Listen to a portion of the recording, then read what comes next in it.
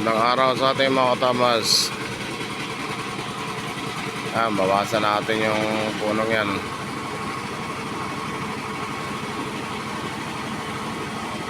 Dumidikit na mga katamas sa linya. Ayan, oh.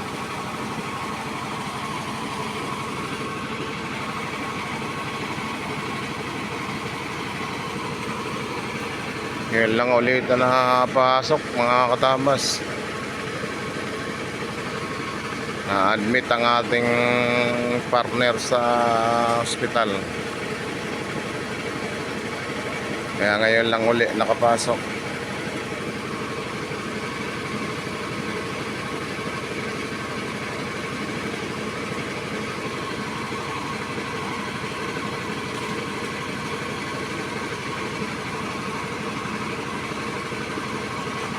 Mga dikit na yan mga katabas.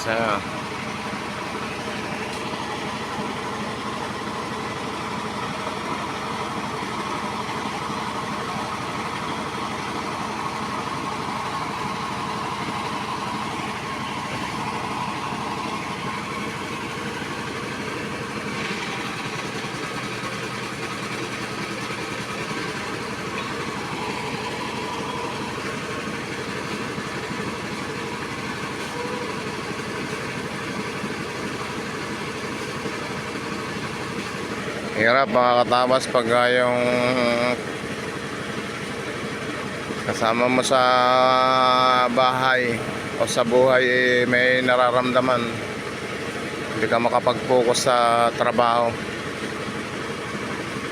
Siyempre unahin mo muna yung misis mo kasi trabaho nandyan lang yan. Kaya lang sayang din yung ano, pero okay lang.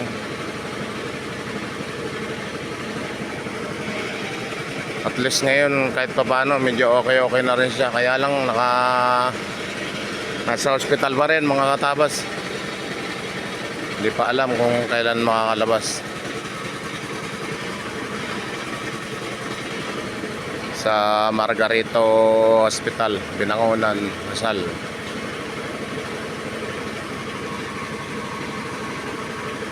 Wala pa linaw kung kailan makakalabas. Nanoblad siya mga katabas. Saka yung ano niya, yung puso niya bigla na lang daw parang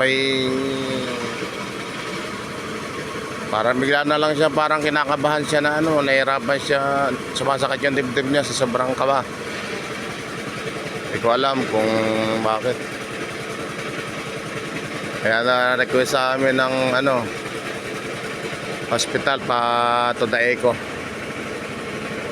Problema wala sa hospital, sa labas daw. Ginawa na namin yun mga katabas dati nung bago siya nag-dialysis. Sa heart center naman yun mga katabas. Tapos yung biniresitahan din siya ng gamot nun, siguro mga isang buwan. Tapos bumalik kami sa heart center, nag-normal. Nagkaroon ng ano yung puso niya eh. Problema, may ugat daw na hindi umano. Pero matagal na yun mga katama, siguro mga 2 taon nang mahigit yun. Pero nung bumalik kami doon sa heart center, sabi sa amin nung doktor, naagapan daw namin. Yun ang inaalala ko, baka mamaya. Sana wag. Sana hindi yun ang naging ano. Sana yung sabi ng doktor na gumaling na sana ng tuluyan.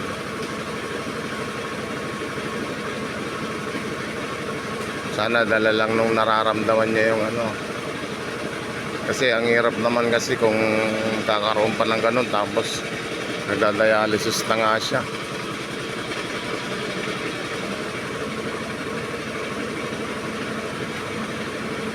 Hirap talaga mga katabas pag mahina yung katawan ng ano. Ang daming nagiging komplikasyon.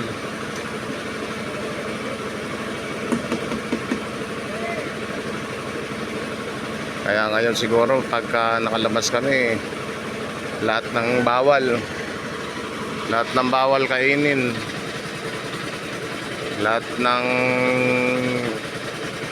hindi pwede, hindi talaga dapat pwede. Kasi lalong dumadami yung nararamdaman, lalong lumalaki yung problema. Kaya kinausap ko yung misis ko nung kagabi, pag bawal na para tuloy-tuloy na yung kanyang paggaling.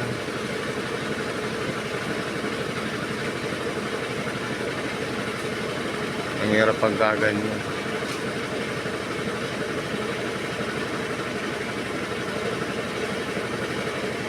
Sa kalagayan pa naman natin na mahirap eh. Okay lang, walang makain basta wala lang may sakit. Kasi number one problema yun, may sakit. Problema natin yung pera.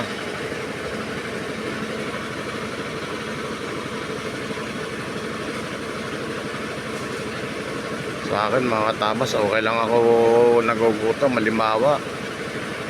Basta wala lang mayroong may sakit sa bahay. Ang hirap talaga sa lahat. Pinakamahirap yung mayroong may sakit.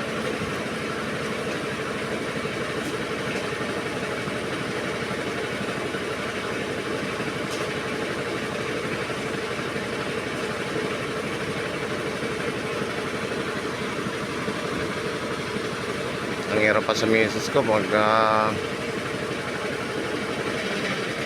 kanya may nararamdaman, ang hirap talaga pakainin. Kung hindi ko lang talaga pinipilit, talagang hindi ayaw niyang kumain.